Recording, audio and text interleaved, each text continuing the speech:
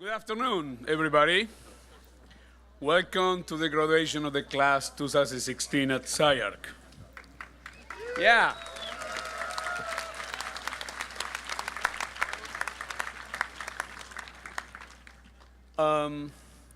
We're going to try to be as brief and as smooth as possible, since we know we all want to party at the end of the day and celebrate the accomplishment.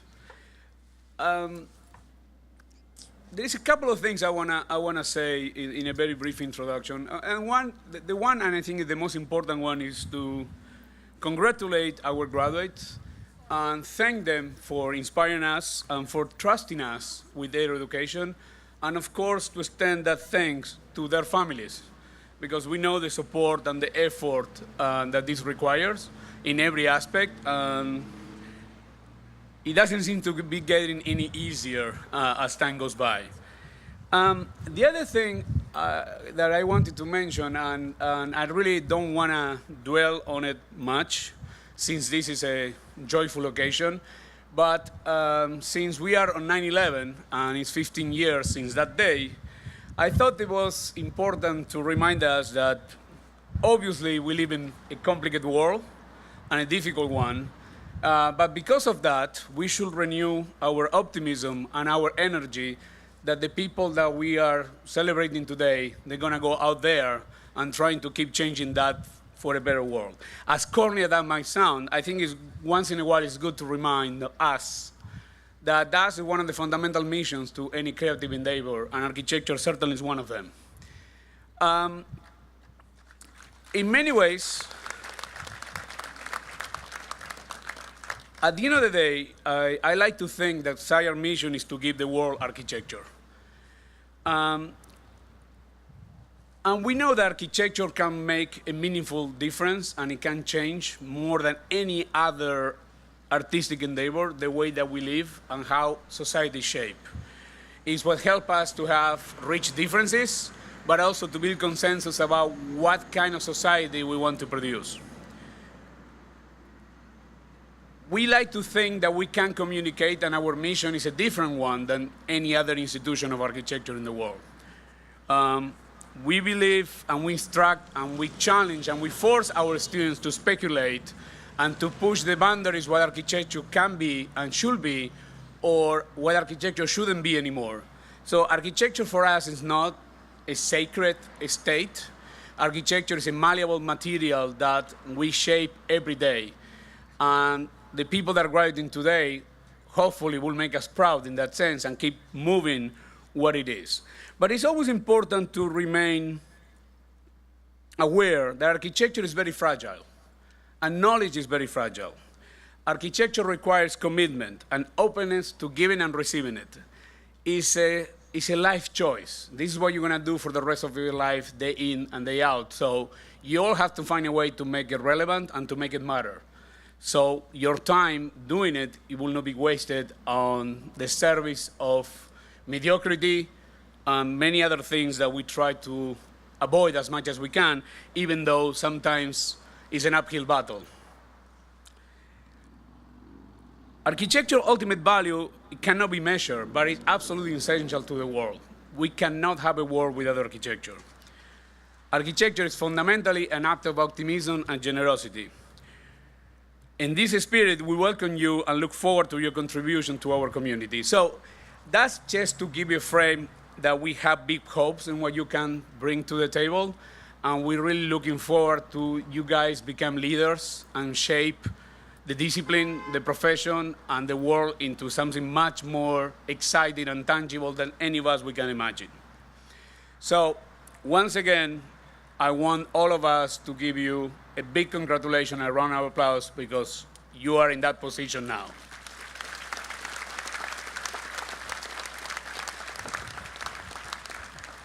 So moving on with our series of activities, it's my pleasure now to introduce our commencement speaker.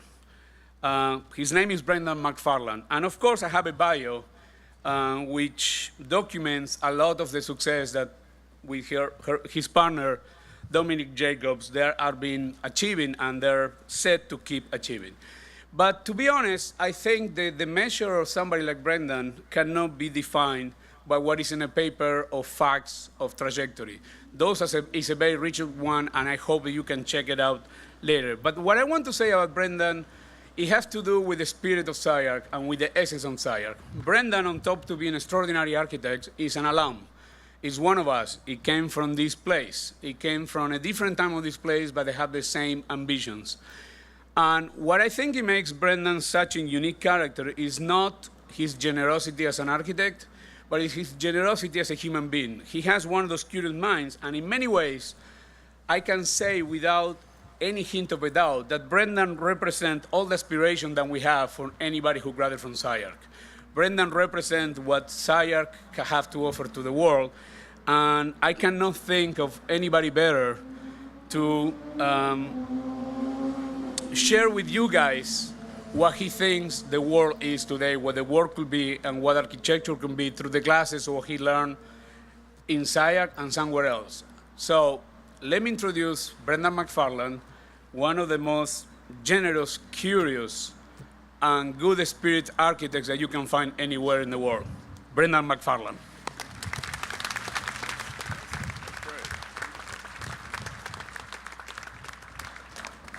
I'm going to cry. By the way, thank you for stealing my commencement speech. There's a whole lot of things that you say there, which I'll try and pick up on. Hernan, thank you to yourself, Florencia, and all of the SCI-Arc School for inviting me here today. And, of course, the graduates, for a wonderful privilege to talk to you. So I've sort of noted, I've made a few notes, so you've got to bear with me, because in fact I hate reading from notes, but in a sense it's kind of like there's a lot to do with memory, and there's a lot to do with kind of things that I've gone through with SCI-Arc in the past, and so I wanted to share some of those things with you today. So here goes. The piece that I want to call as a title is called Beginnings. It seems to me that one type of commencement is when you are born into this world. And maybe even before this is just an intention or an idea. Life probably is a series of commencements. A new beginning, which in a way is quite a wonderful idea. Like a rebirth, a new life, a new chance. But commencing what? And when does it start? Today? Tomorrow? Certainly, it's about finishing something and beginning something else. But beginning something else is not necessarily doing something, and that's where it becomes interesting. It's a moment to take a breath, catching one's breath, thinking about what one wants to do. I think it's all about this, a kind of interesting fuzzy moment where one is released and one is maybe really on one's own. One has a background, a certain knowledge, and one is thinking about how to use this. It's about getting distance on something, on what one has been doing, and then what one could be doing in the future. It's the privilege of seeing something with a kind of overview. And I think it's actually really a great moment for this. It's like when you're in a state of designing a project, and then when that moment of a clearing arrives, and you have enough space to see more things lucidly, and define better your concept. This is a moment between things, between the end of a degree and the beginning of starting something else. So for me, talking here, it is really a chance to share with you some reflections on these kinds of moments. A series of strange cinematic moments, maybe, and not necessarily related. In being asked to give the commencement speech, I had the following memory flash. I graduated from SCI-Arc in 1984, which seems now like an eternity, but actually in the life of an architect, this was just yesterday. And as the ceremony time was coming up, I and some other students decided to create a scenographic intervention that would give the occasion something special. Performance artworks were all the rage, and what we really wanted was an event that could be interrupted, changed, and be moving like a piece of theatre within the matrix of what was the Santa Monica building complex, a kind of strange elaborate matrix of its own on Berkeley Street at the time. I don't know why exactly, but we lined the gutter in front of the buildings facing the car park with black plastic into which we poured endless buckets of water. and then into which we liberated a number of brilliant orange goldfish. This was our first intervention. We went on to accomplish others, among which we had hired a well-built lady cellist to play very violently avant-garde German pieces at various inopportune moments during the totality of the ceremony. When I finally did graduate, I decided to hang on in LA and work for some pretty wonderful people. Tom and Michael, who I see here today, and teach at Morphosis and teach at the school and get to know the city more. I've always been attracted to the arts, especially sculpture, and especially long road trips into the desert up north or down south, on crazy voyages into Mexico, etc. But then an urge to move on attracted me to seek out a second degree in architecture at Harvard, a school very different from SCI-Arc, and in knowing the contrast has led me to even more appreciate what this school has to offer. Nevertheless, what I learned at Harvard was a lot about history, precedent, which I was sure everyone was talking about president for a long time before I got it, but also about landscape for the first time and more territorial subjects such as urbanism. After this urge to move on again led me to leave America and move on to Europe. I believed going to London would be perfect until I realized it was almost too close to so many things cultural that I had left New Zealand for about. I had $100 in my pocket and left for the ferry across to France, arriving in Paris where I managed to convince a Christian Lebanese student hostel to take me in for 6 months before I could pay my rent. It was summer and the rooms were stifling hot, so I moved my bed onto the balcony, which gave me a dry-in-the-mouth wake-up view onto and in front of the famous Marie Curie laboratories across the street and its workers arriving from 6 a.m. every morning. France was a whole new thing, much more technique, more socially, publicly motivated architecture, and much less private. All of this had an impact on me and the way the office works. I had worked for a number of offices until meeting a pretty marvelous lady, Dominic Jacob, who had also worked for Tom and Michael at various moments in time and has been among you on the juries, as mentioned by Hernan in the last couple of days. While working for these French offices, I was making these very minimalist lights, which I was convinced would storm the world, but they didn't. And this was the beginnings of working together. In between all of these stories, along came a friend of a friend who had just bought a house in the suburbs of Paris and wanted an architect. This was our first project. A number of years later, the same clients came to us and said that the house needed to get bigger as the boys were growing and each needed a room. Dominic and I chose to make these 2 rooms like igloos, perched on the roof of the existing house. Because of the building regulations, we could only treat these like roof spaces, and so they became faceted and metallic in their language, and I realized only later that out of this restrictive condition was born the metallic extrusions that would later dominate the Georges project. It was a photo of these igloos that attracted Centre Georges Pompidou to contact our agency and ask if we would like to postulate for a competition. Of course, we didn't say no. To design a new restaurant on the top floor. At this stage, we were still working out of our apartment, which we would try to make look more like an office during the day, and of course, became a television lounge at night. This all led to winning George, the restaurant, and with this project, we invested totally into working a numerically conceived, designed, and developed and built project, certainly the first time that had happened in France. I remember a certain fascination and support by parts of the architectural community that saw in this a sea change, and other parts who kidded us about the superficiality of this technology and its cultural impact. We rode out the storm, and as with all sea changes, you get through it. But it is a test, and it's about being convinced and sticking with it. I remember that we had a series of huge technical problems to overcome. One was to create a surface that was then exploitable by industry. We went through a lot of software before finding someone that was working in the maritime industry whose apartment we would go to every second night, located in Chinatown in Paris. And piece by piece, he would give us a surface which we could then pass on both to our engineers and the eventual fabricators. All of this seems absurd given where we are technologically today. But George was a breakthrough of sorts, and from here we made our reputation. We've always said there was a pre-George and a post-George. From here we went on to do other projects like the Hospital Herald Housing Project, which funnily we found later to have merged as a language from a very small project in the Marais district of Paris for a bookshop. This bookshop had a tiny budget, and we took months to develop the project, never really being satisfied with what we came up with.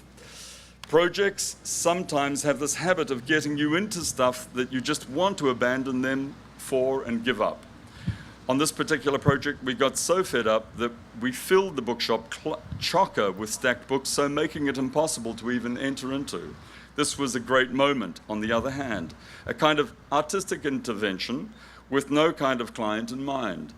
And out of the frustration, followed by a freedom, because then we realized we could imagine the bookshop not just as a piece of furniture, but as a total space system that could be worked and reworked in multiple ways. Thank God, we had a client that was patient enough. Probably, as I said, this patience was helped by a near to nothing budget, and therefore less pressure that could be brought to bear on the architect. What was interesting for us was to find that from the bookshop emerged a method of making space which we later deployed in a number of projects, especially in the Hospital Herald Housing Project, where the shelving system literally became the floor-to-floor, wall-to-wall system. So from some projects, ideas that are almost better developed than in others. Geometry has always held a primary interest in the office, often simple geometries with complex iterative systems that are then invaded and messed around with. It's often in this moment where the architecture is truly tested and revealed, like cutting into a strange fruit of sorts. The docks of Paris, or as France's then President Nicolas Sarkozy sarcastically called it when it was built, le truc vert, the green thing. Only later did I get used to calling it a green thing also. So it's funny what can unacceptable one moment you end up using with pleasure. It's interesting because it shows you that no matter who is in power and who sees your work, that it's not the singular reaction that counts, it's what happens at a collective level. That's what's important.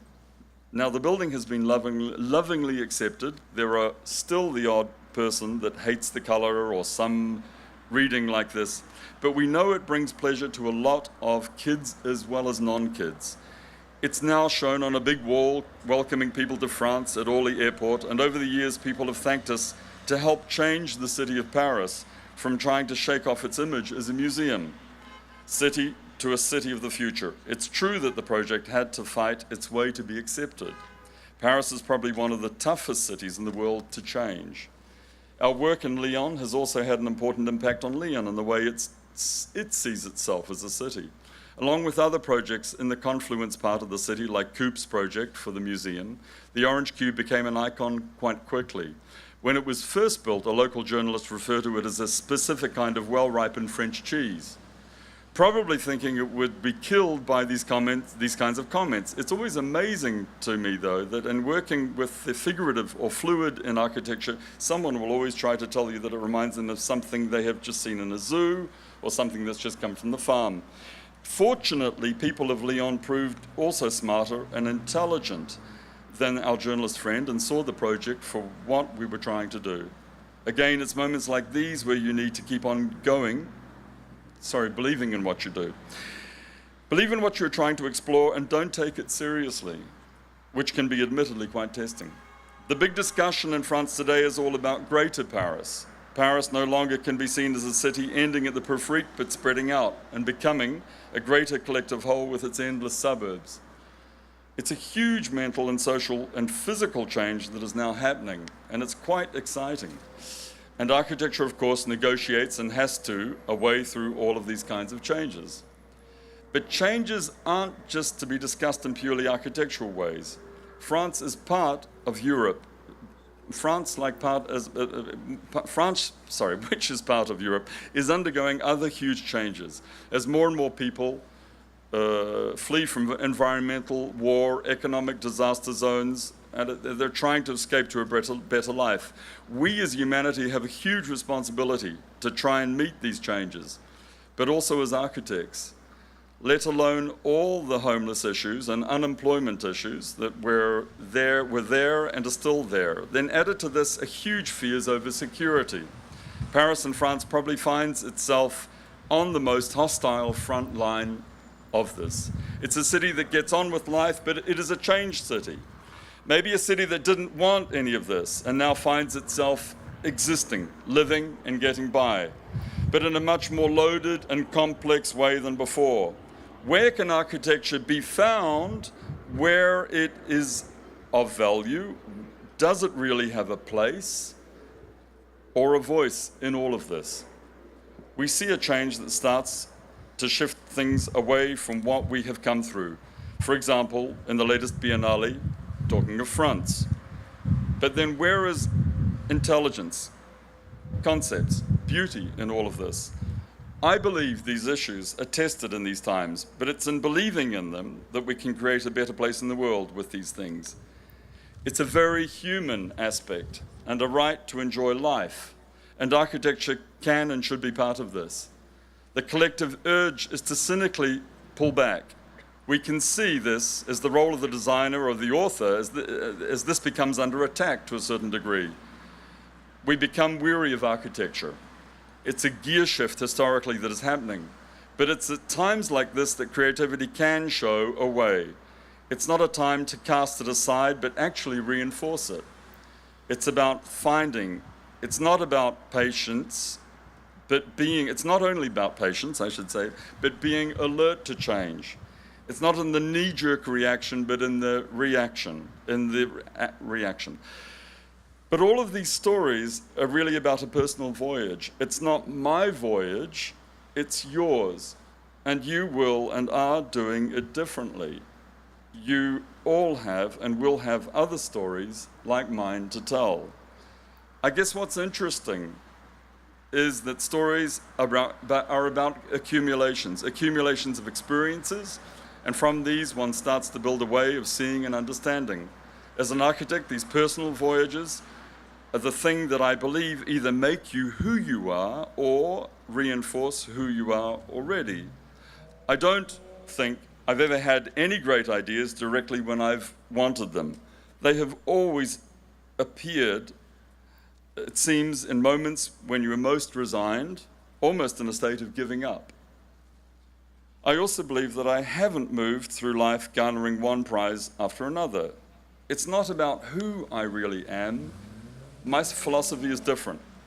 The prizes are the buildings we have created, and the ultimate pleasure, if we can give it, is the reward for the hard work it has taken. The other day, I asked my daughter of 9 years old what was memorable about her first few days restarting school recently, and she said that her teacher had told the class that it was not about being the best, but it was about each of us improving learning. I think this is about what we do and what we should aim for in architecture. It really is a great collective art form. Sometimes pieces break through to become moments, but this collective creativity is really what it's all about. All of us create the architecture of this world. And I would add that the more we listen to culture as a whole, it really is the times in which we live that produce us and the work. If we can keep this in mind, I think it helps a lot. So in conclusion, use this moment well. It's not about rushing to the next thing, it's using this moment as a new beginning. There will be lots, and I'm sure, hoping from this year's grads, lots and lots and lots and lots of beginnings. And as the work is stunning, vibrant, and promising, I believe this. I think SCI-Arc is one of the best places in the world to do an education. Maybe the best. The city is bristling with architecture, and an architecture of endless languages and forms set within a marvelous atmosphere and light. I think all these things are basic to the best creative environment. It's what inspired me to come to this city and this school in the first place, and it's what inspires me to share with you these beginnings today. Thank you.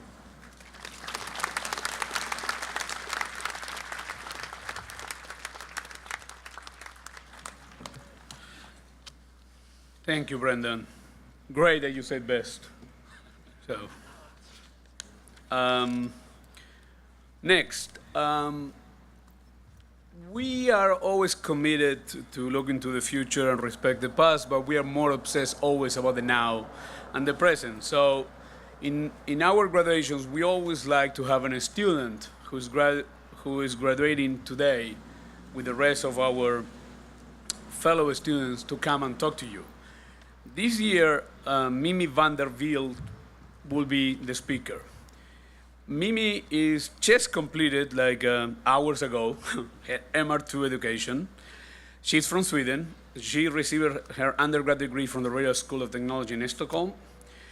His thesis project title is The New Sublime. She was advised by Elena. And Mimmi will share what maybe many of you are thinking or feeling right now. So, Mimmi?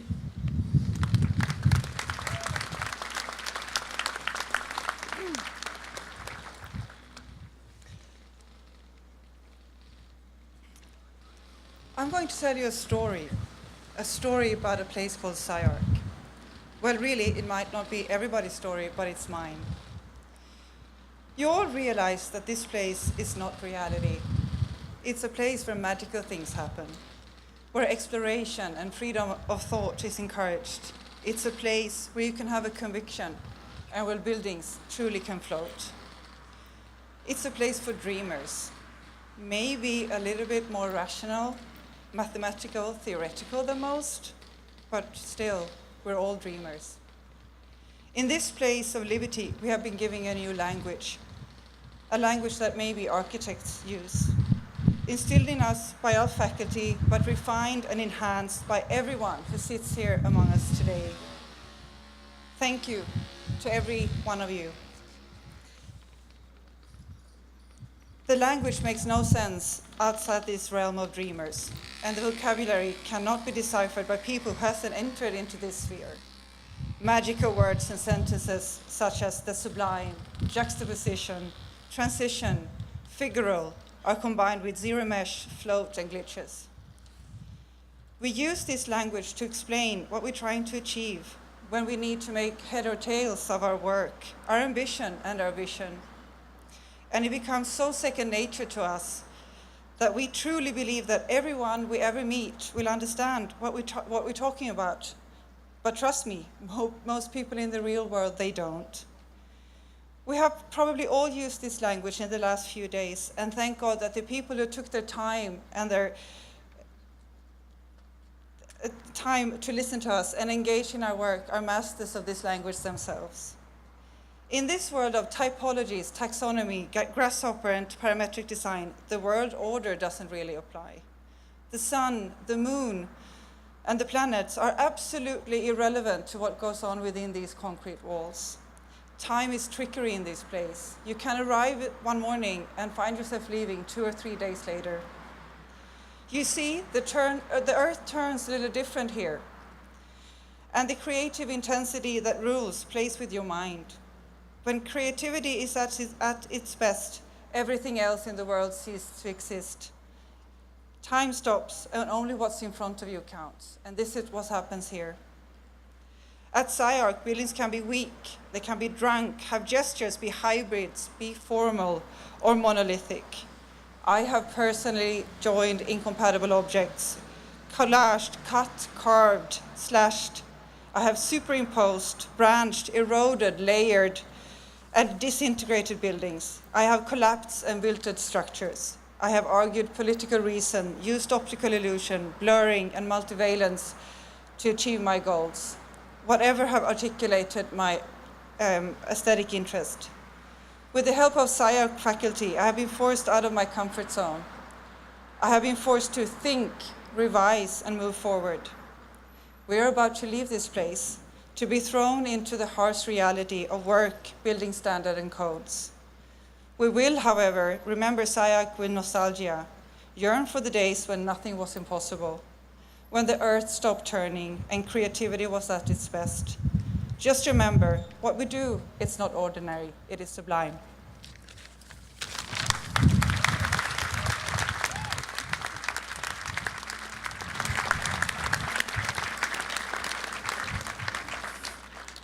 Thank you, Mimmi. I keep checking to my left because when you're so well dressed and pulled together, I don't recognize you. So it's kind of weird. So, oh, these are our graduates. Okay. Next, I want to introduce John Enright, our Vice Director and Academic Chief Officer, but he's so many more things for SCI-Arc.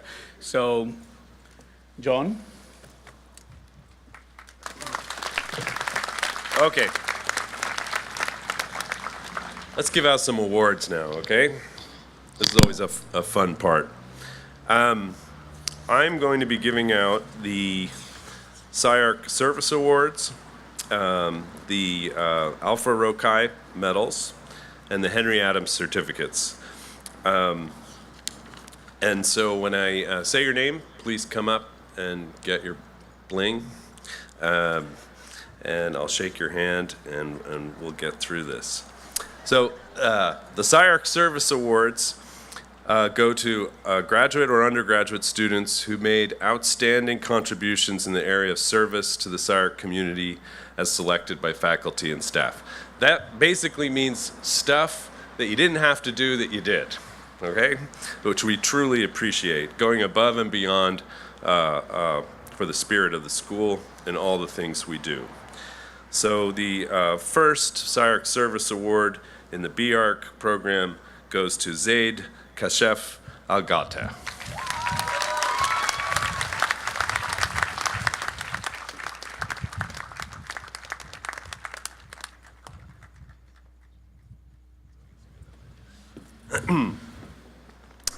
The second service award in the M.Arch 1 program goes to Rachel Elizabeth Burke.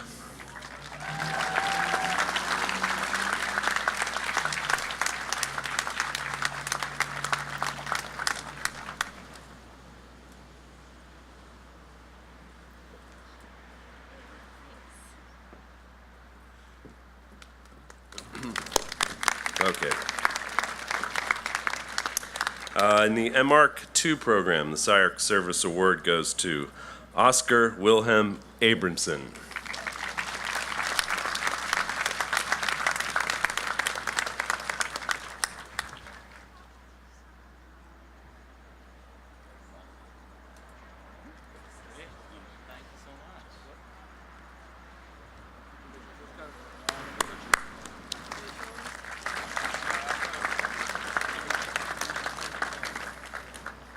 Okay.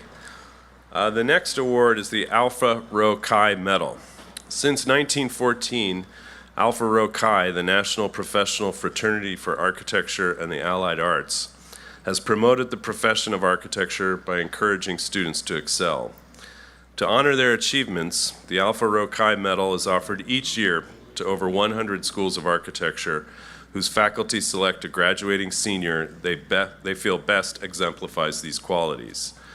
In 1931, the Grand Council of Alpha Rho Chi established the Alpha Rho Chi Medal to, quote, encourage professional leadership by rewarding student accomplishment. The fraternity provides the medal to selected schools of architecture throughout the country to be awarded to the graduating senior who has shown an affinity for leadership, performed willing service for the school or department, and gives promise of real professional merit through his or her attitude or personality. So we have two. The first Alpha Rho Chi Medal for the B.Arch program goes to Helena Yoon.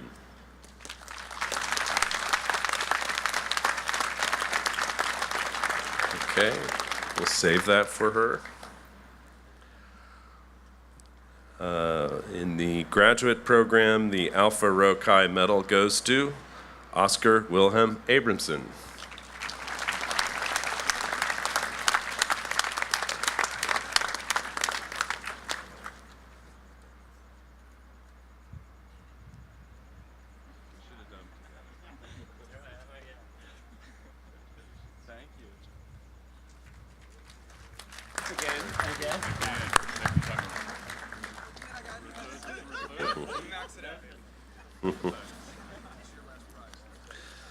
Okay. The next are the AIA Henry Adams medals and certificates. Each year, the American Institute of Architects awards an engraved medal and Certificate of Merit to the top-ranking graduating student in each architecture program accredited by the National Architectural Accrediting Board.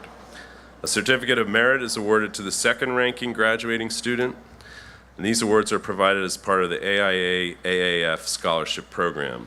Formerly called the School Medal, the program began in 1914 and was awarded for general excellence in architecture throughout the four-year course to graduating students of architecture schools recognized by the Institute. The graduate was later presented with a copy of Mont Saint-Michel and Chartres, written by Henry Adams. The copyright of this book was later bequeathed to the Institute by the author. The Henry Adams Fund was established in 1921 with royalties from the book sales. The fund was used to award a copy of the book to draftsmen who cannot afford to buy it. The School Medal and Henry Adams Book Awards evolved into the Henry Adams Medal and Certificate Program. So first I will award the certificates, and that will be followed by the medals. The Henry Adams Certificate in the B.Arch program goes to Melody Javaharian.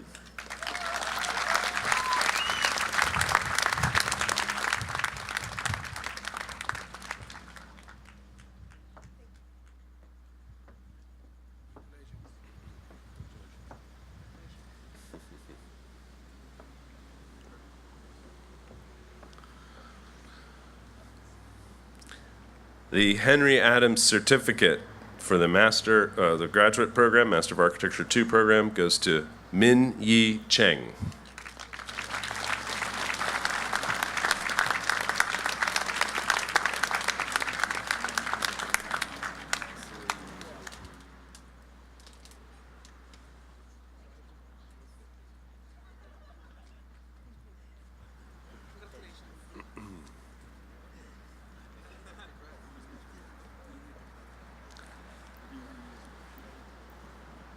Now the last two that I will present are the Henry Adams Medals. The Henry Adams Medal for the B.Arch program goes to Matthew E. Pugh.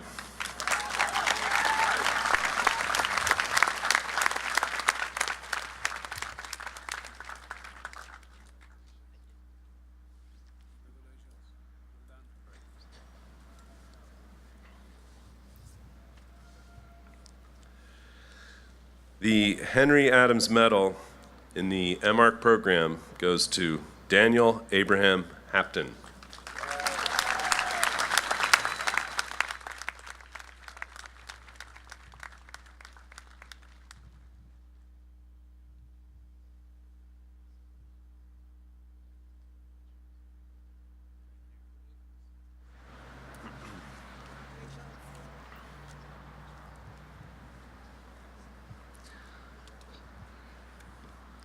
Okay, now we're going to hand out our diplomas. So our program chairs, Tom Wiscombe and Elena Manferdini, will confer degrees to the graduating students in the B.Arch, M.Arch 1, and M.Arch 2 programs, followed with David Ruy joining for the postgraduate programs.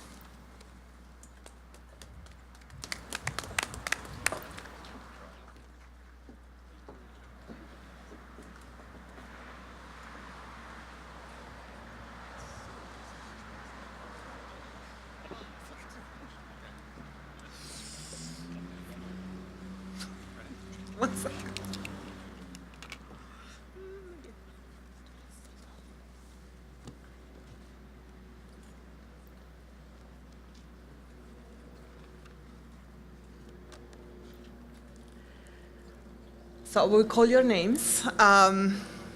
Jinso An.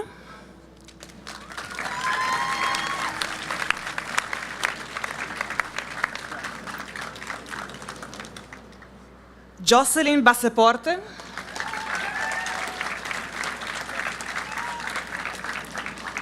Coleman Batts.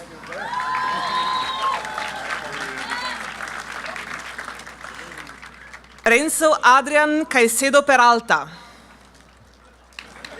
Okay. Nope. Yu Cao.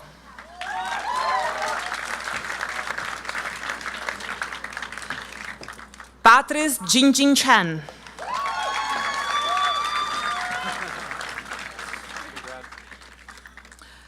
Robert Davidson.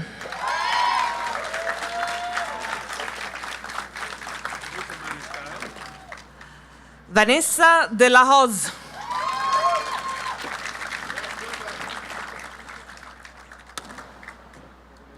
Lucrecia Eudave.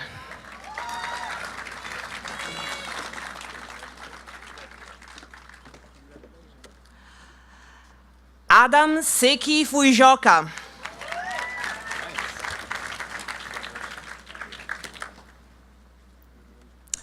Panis Golkar.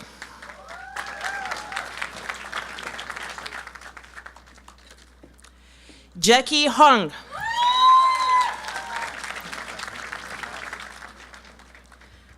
Graduation with distinction goes to Melody Javaherian.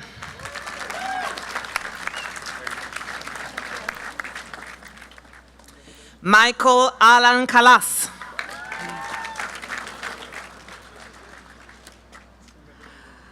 Zaid Kashef Algara.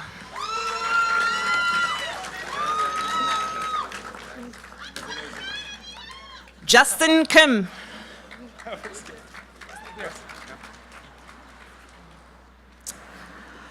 Graduation with distinction, Arnold Kim.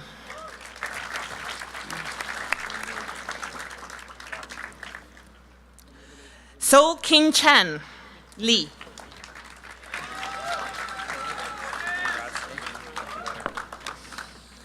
Cheon Lee.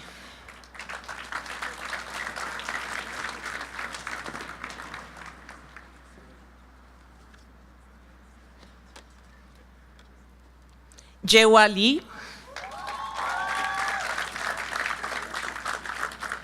Chi Hung Leung.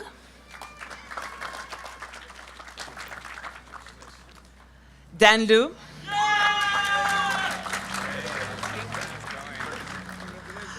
Harvey Danilo Maravilla Gutierrez.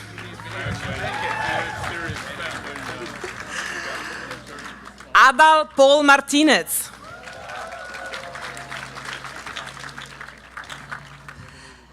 Kazi Mazuza Maisun. Kathleen Rebecca Meja.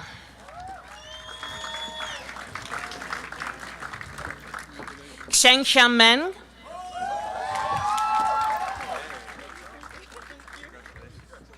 Anna Yen.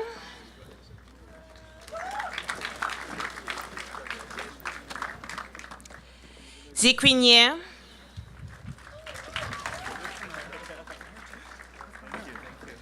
And graduation with distinction, Lui Chen Pan.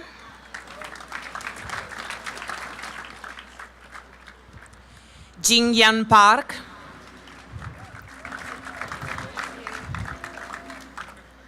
Graduation with distinction, Matthew Pu.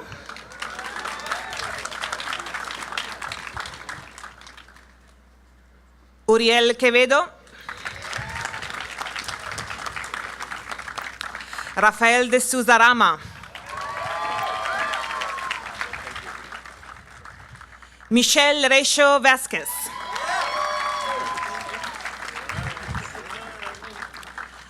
Adam Rodriguez. John Paul Salcido.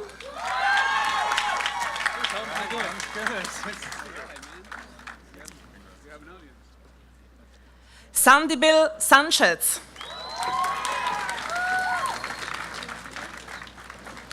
And graduation with distinction, Vaishali Shah.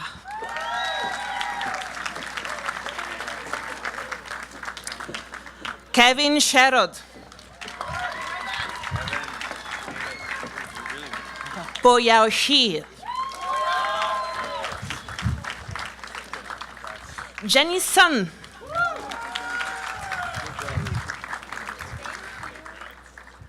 Guanan Sun.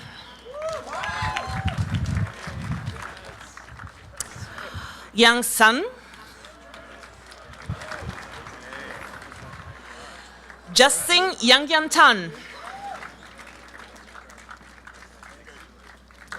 Thao To Thrin.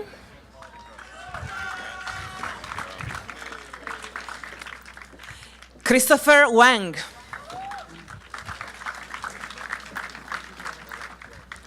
Haoran Wang. And finally, Helena Yun.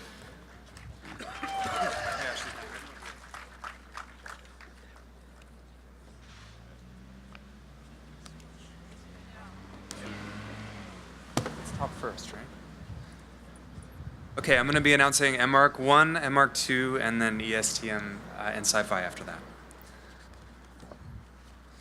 Sarah Ahmed Abalkael.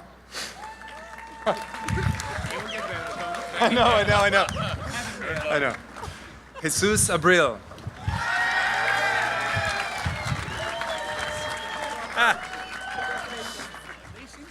Ehsan Abibian.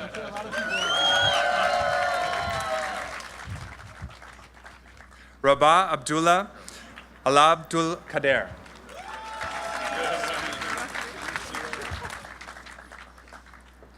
Abdul Rahman Halima Alimani.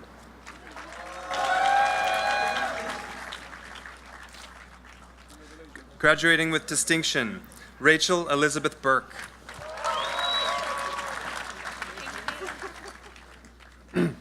William Nicholas Calvert.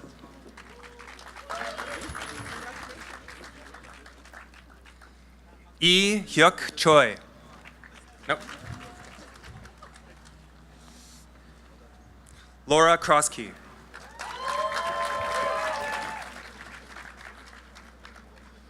Glory Star Curtis. You can't take it back now. Anna Maria Derby.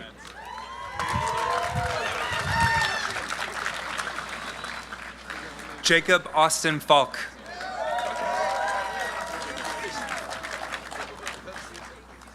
Caleb Fisher.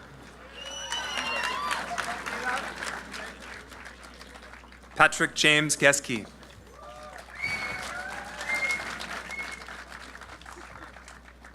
Madeline Claire Hahn.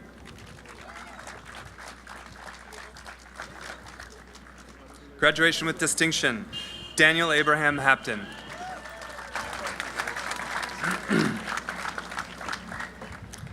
Kenji Hattori.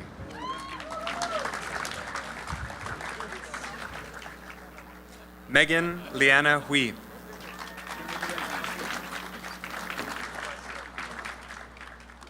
Ayad Kalaji.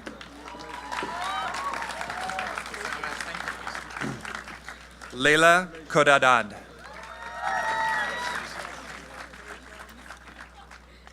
Brian G. Kobe.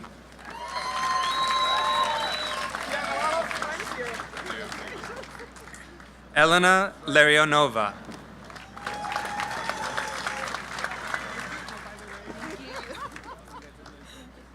Okay, hold on. Xiaoji Luo. Sebastian. I got it in there. Zhuyang Liu. Terminate your mom. Rieka Mirzai. Kaveh Naina.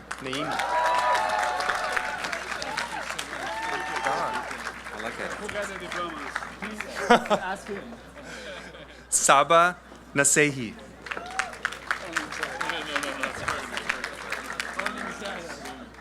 Nairi Nancy Nairian.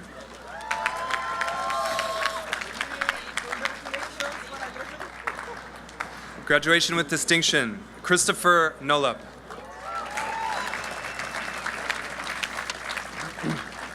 Kazuhiro Okamoto.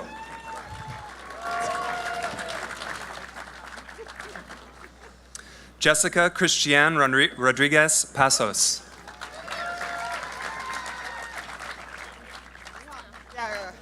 Graduation with distinction, Anthony Julian Rosales.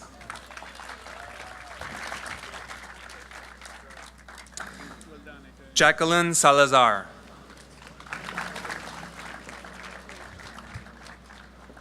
Tatiana Tenyi Sarkisian.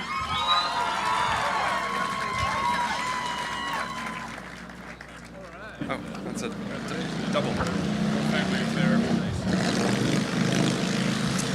Graduation with distinction, Kyla Schaefer.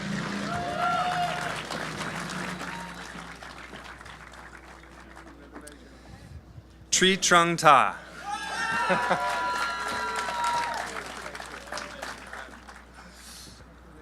Stefan Richard von Halberg.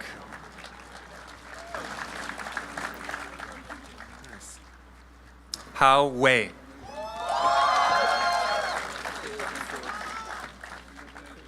Chui Hung Weng.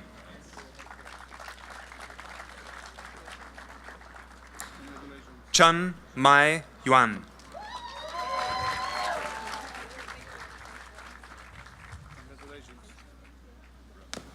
Okay, so on to M.Arch 2. Oscar Wilhelm Abramson.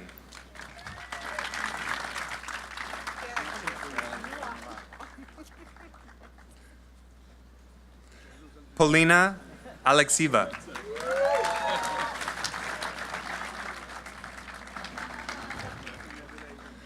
Majeda Ali Nai.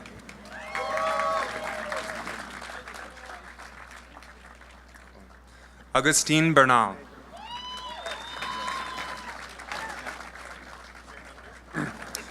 Graduation with distinction, Kellen Dwayne Cartledge.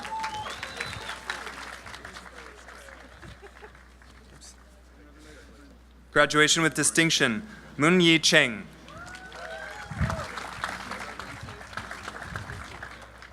Su Cheng.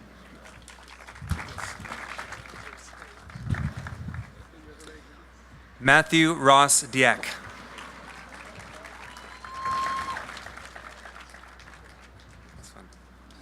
Anwar Farah Jaber.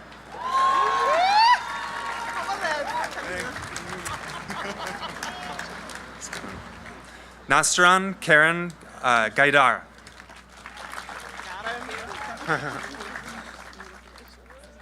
Junji Guo.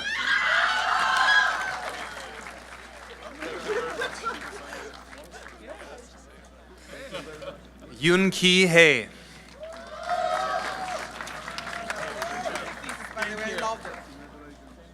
Yung Sin Hu.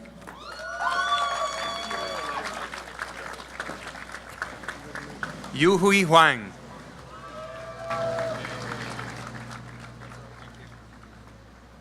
Okay. Graduation with distinction, Colin Walker Jacobs.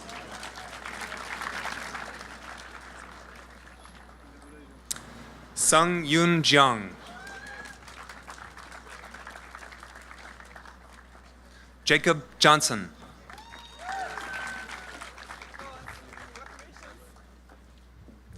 Jin Hee Kim. Nope. Christian Anthony Casero.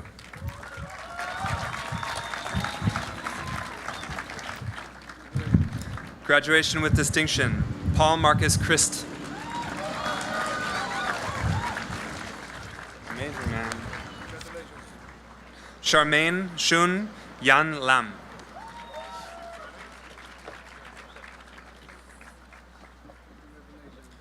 Chun Hao Lee.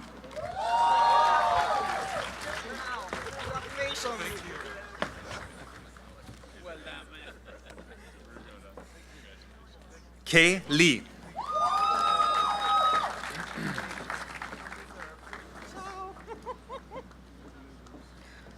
Hongyang Lin.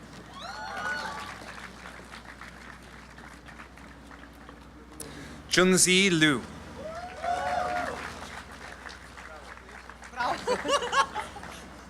Ernst Joseph Locke the Fourth.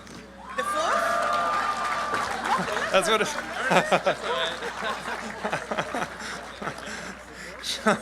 Jia He Lu.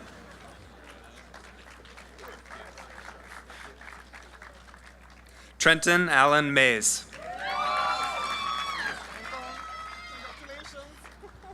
Ryan M. Odom.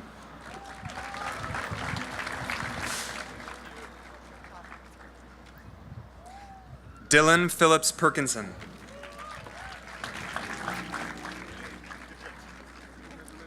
Alexander Petrakos.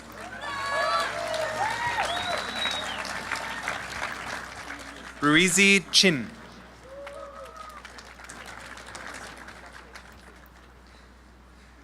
Zhengzhuazi Shang.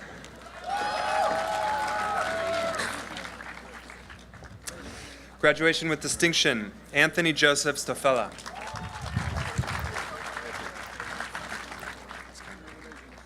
Jiang Tai Sun.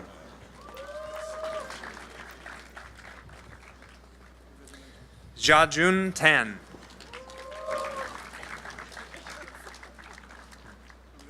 Cassandra Tavolarella.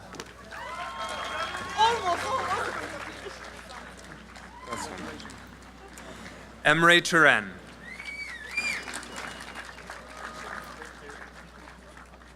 William Virgil.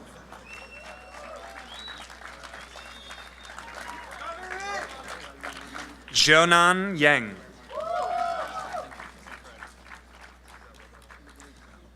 Homayun Ishmael Zayuni. Sorry about that.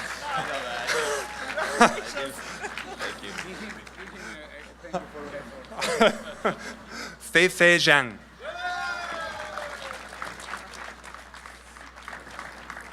Tiashu Zhang. Huijin Zeng.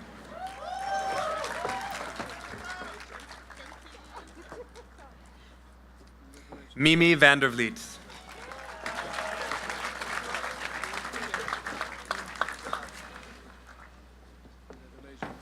Okay, these are the ESTm graduates. David.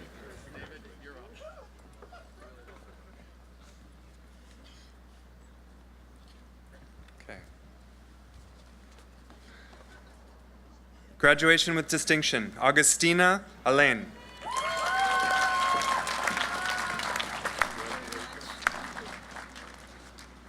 Cheng Chuang Ting.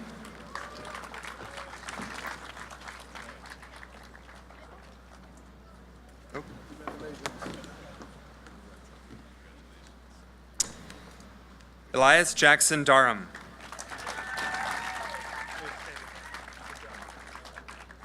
Min Duan.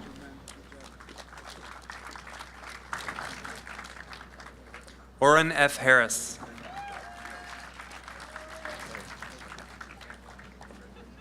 Ava Karen Cecilia Hedlund.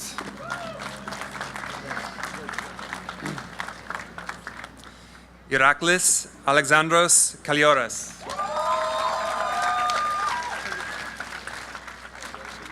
Yi Chao Li. Meng Ting Liu.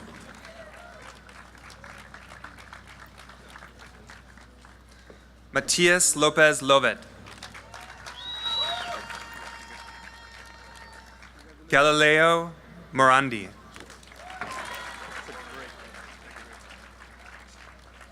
Gurhan Pekuz. Shilpa Sushil.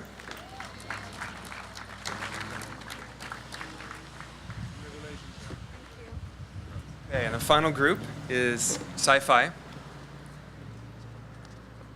Ahmed Abdullah Alotishan.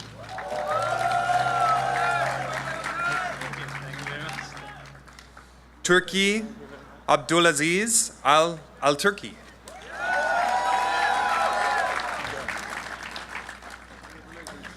Ricardo Del Fabrio.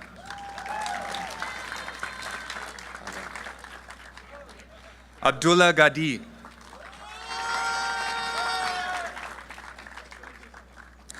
Chui Wei Ho.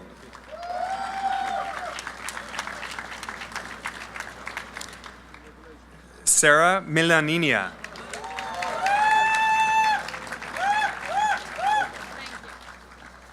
And graduation with distinction, Nicola Monsushi.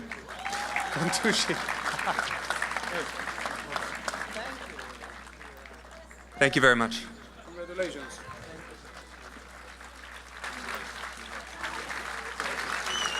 Come on.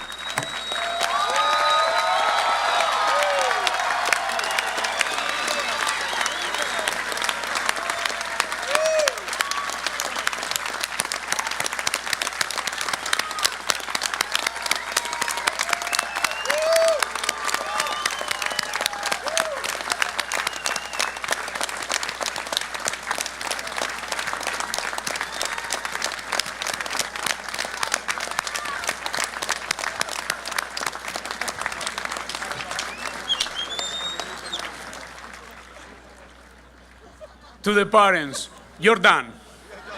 Okay? You can relax now. They're on their own. This is an important moment. Okay, final stretch.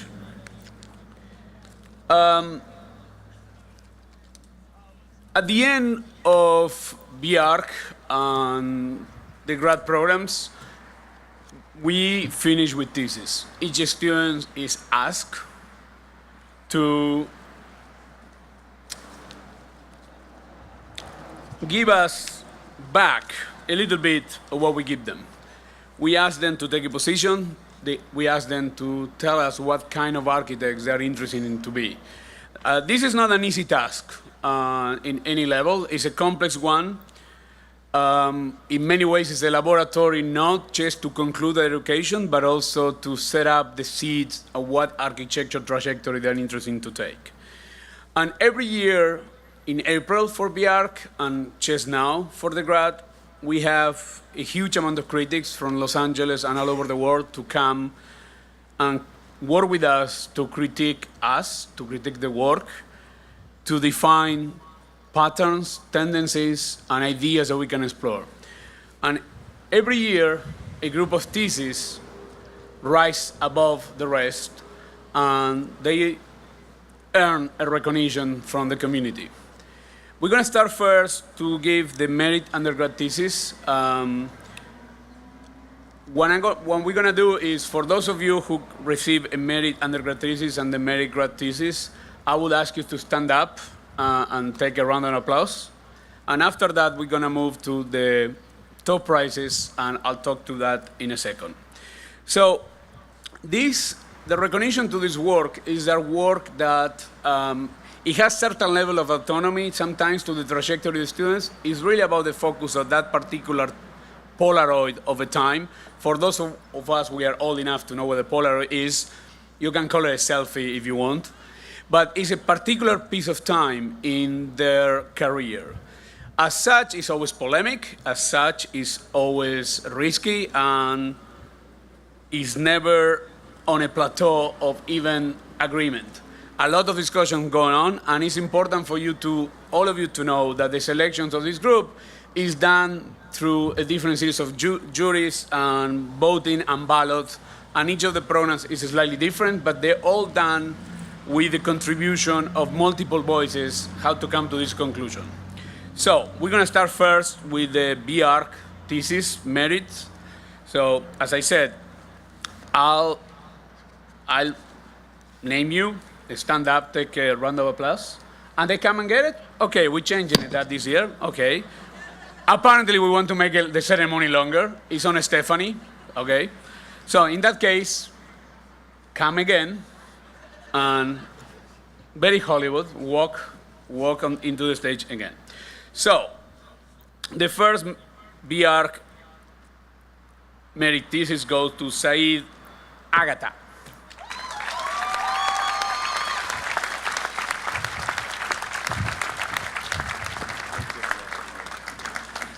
I have to say also this doesn't come as a surprise because Tom Wiscombe, who is the chair of the program, already did a preview when they finish. Yes. So they are not that surprised. Also, one thing I forgot to mention, both theses and B.Arch thesis taking a very wonderful new direction, led by Tom Wiscombe, and run by extraordinary faculty and coordinator Marceline Gau. So I want to thank both of them, particularly Marceline, for all the work that goes into those things. Okay, the next merit thesis goes to Shaki Huang.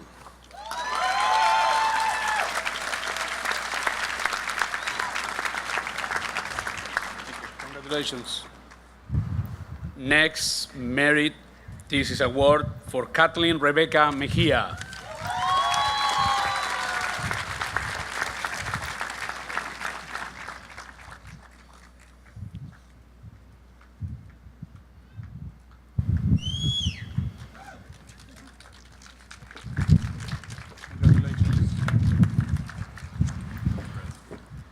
Next, merit thesis for Kasi Mazuza Maizun.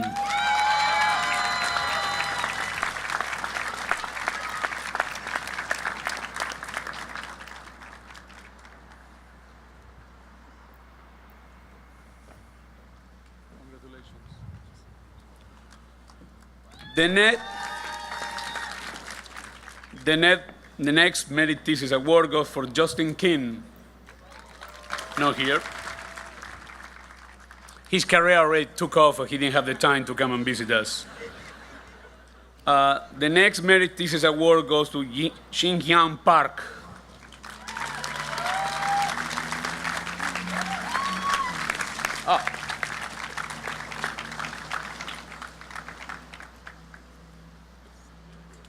Congratulations. And the last of the B.Arch merit thesis award goes to Justin Yang. Tan, sorry. Yang Tan.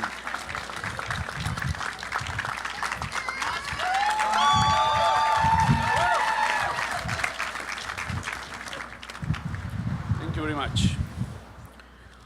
Next, and this is a little bit, they have a little more suspense, more of a thriller build up. We're gonna do the Merit Graduate Thesis Awards. On top of being selected by the jury, or called the super jury this year, they're gonna be exhibited in our gallery in a couple of weeks. September 23rd. So, as I call your name, please come to the stage. So the first Merit Graduate Thesis Award goes to Daniel Hampton.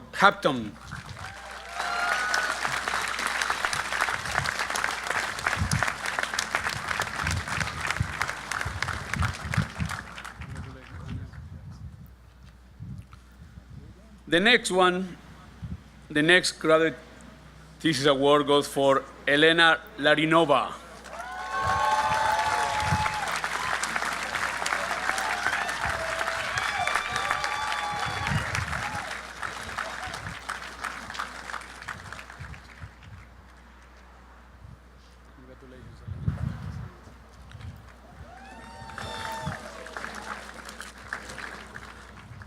The next in the list for the Merit Graduate Thesis Award is for Kenji Hattori.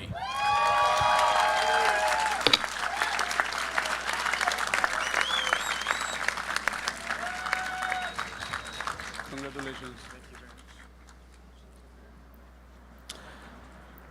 much. The next Merit Graduate Thesis Award goes for Anwar Farah Jaber.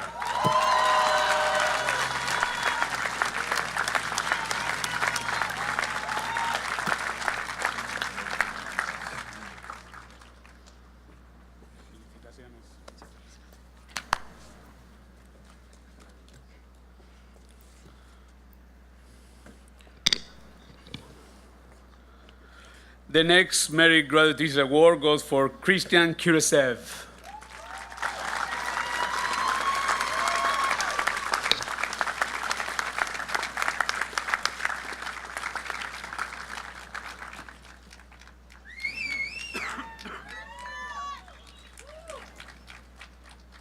Congratulations, Christian.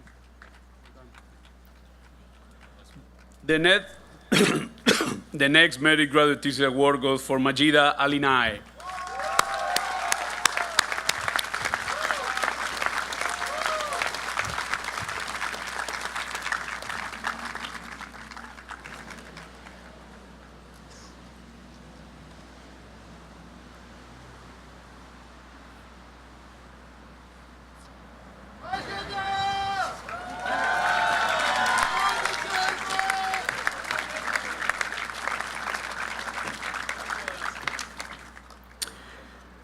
The next Merit Graduate Thesis Award goes for Oscar Abramson.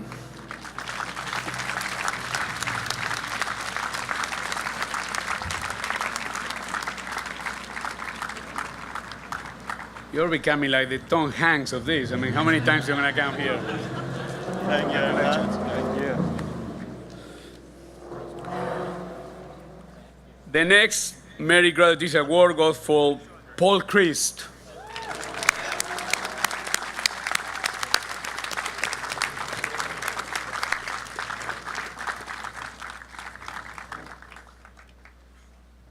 Well done, Paul. Thank you. And the last of the Merit Graduate Thesis Award goes for Paulina Alexieva.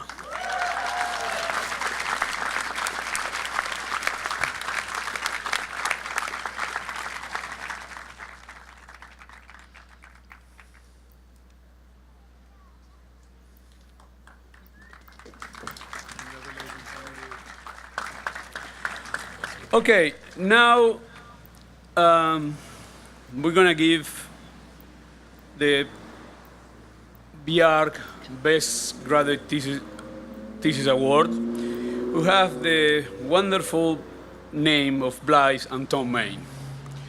And before you applaud, and we will get to that, I want to mention one thing about both of our thesis prizes.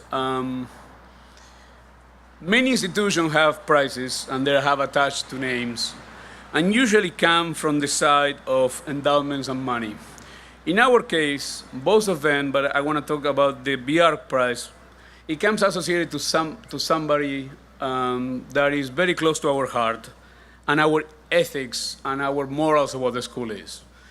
Tom is not only a founder, and Blythe, of course, is a big supporter of the school, but Tom is not only a founder. He's an extraordinary architect. He is one of the most generous architects that you can ever come across in your life. And as I said with Brendan, he represents everything that we should aspire to be as an architect.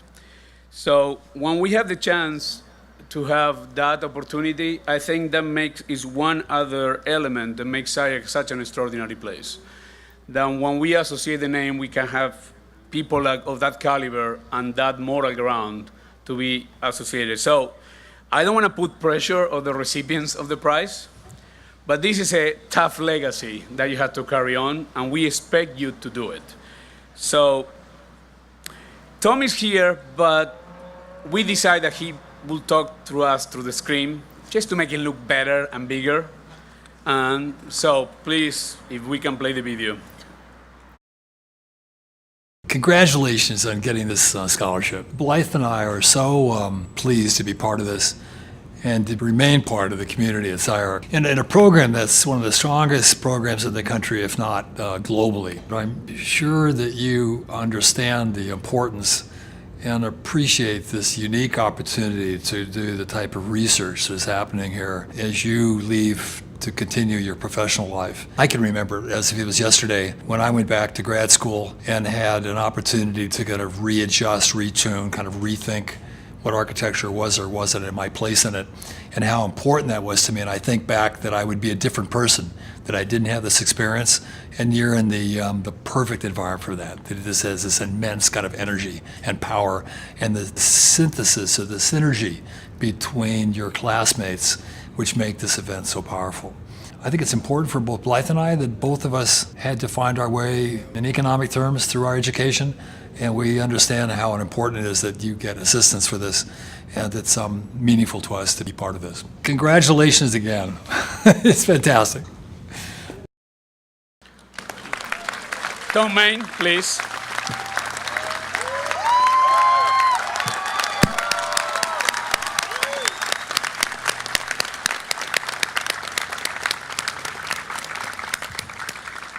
So as is known, architects, we can never agree on anything.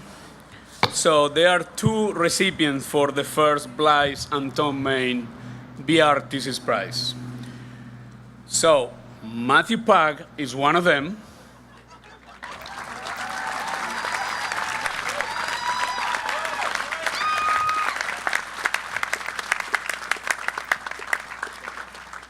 And if I wasn't clear, it comes with money, okay? So it's not just a symbolic gesture. And the other recipient is Chen Jiang Meng.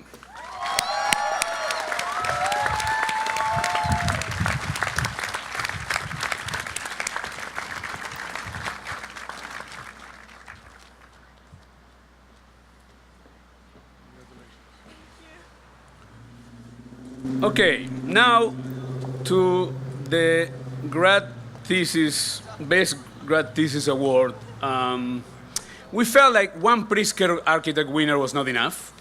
So we thought we should have another one. And the grad thesis award have the name of Berta and Frank Gehry associated to it. And on the similar lines of what I was mentioning to Tom, as we all know, Frank Gehry represents an extraordinary piece of what architecture in the making is, as a historic, as something that we know that history will look back to his work as one of the fundamental, precious, extraordinary work of the big picture, big history of architecture. Frank and Berta has been very incredibly generous to the school, and we are incredibly grateful to their support over the years. So here is Frank Gehry talking a little bit about what he thinks architecture is.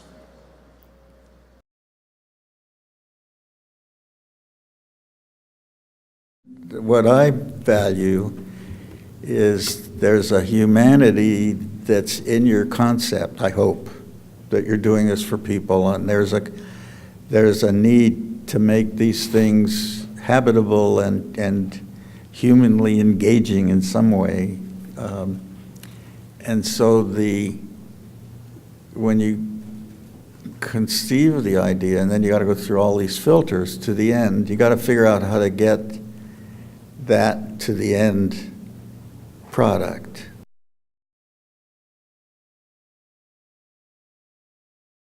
Ultimately, you engage a group with the building and with the aesthetic of it, and it works. And your signature is your intuitive, direct. It's not contrived usually. It's usually just, you write it, and they look different. And I think that that's what we're looking for, is that individual expression of the stuff we're made of.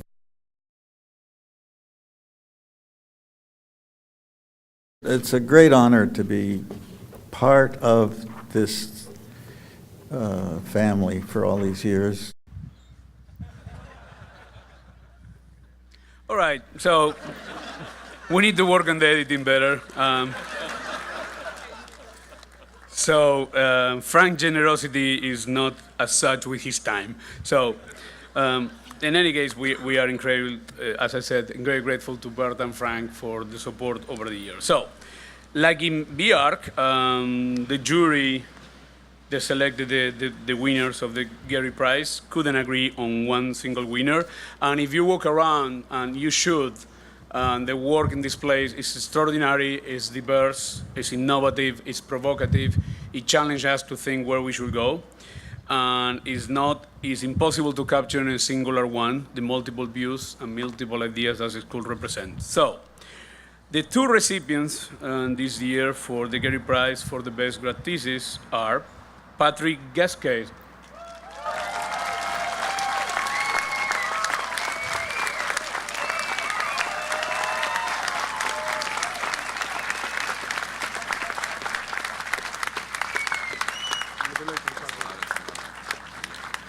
And the other one is Hujing Zhang.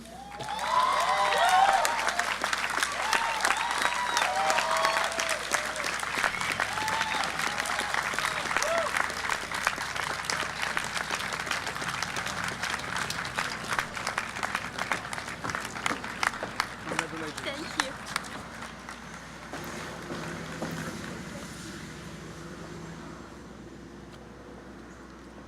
So, before we go to party, I want to remind you once again of the legacy of this place and what we hope and wait and expect and demand from you. Don't sell out. Don't settle for mediocrity. Don't do things because they pay you more. Don't ever take the easy way out. By anything else, live by the principles and work by the principles that you believe will guide what the best architecture that you can make is. It's not an easy road, but it's worth your time and your effort if at the end of the day, what you get back is what you expect it to be. The most important part, at the end of the day, as I said, is you have to find a way to make it relevant, and you have to find a way to make it matter. The world needs it, the society needs it, each of us will need it. So, on that note, I would like to thank us, as we close down, of our graduation speakers, Brendan and Mimmi. Thank you very much.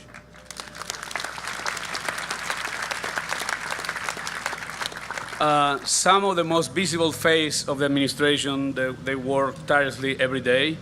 John Enright, our vice director.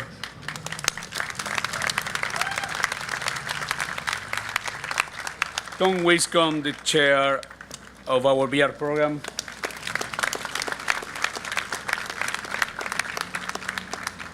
Elena Manferdini, who is the graduate programs chair. Our brand new postgrad chair, David Ruy. I already mentioned Marcel Ngao, who did a fantastic job with B.Arch thesis. And this one, I'm a little bit biased. Florencia Pita did a fantastic, relentless job with grad thesis.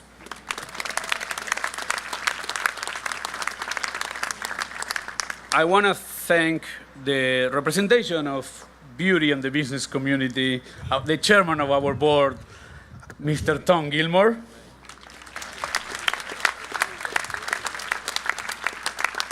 And I'm so pleased to see so many members of our board here in the first row.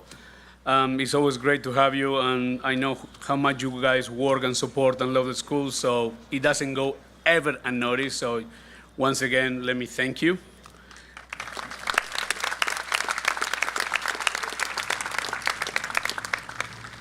And it's always great to have Michael Rotondi, former director. It's always great to see people who were leaders in the school in different roles keep leading.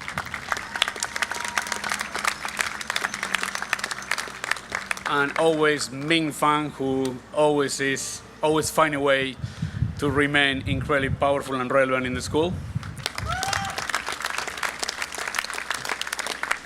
And of course, there is a huge staff that they were relentless and particular for today, but so I want to thank all of them for all the work that they do, ultimately for the students and for the faculty. So thank you very much.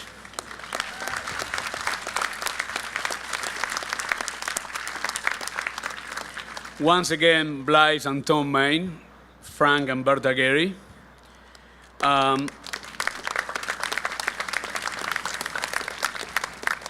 Marcelo Spina and Georgina Hitch, the architects of the pavilion. So, we come to an end of the formalities. Class of 2016, please rise. Congratulations.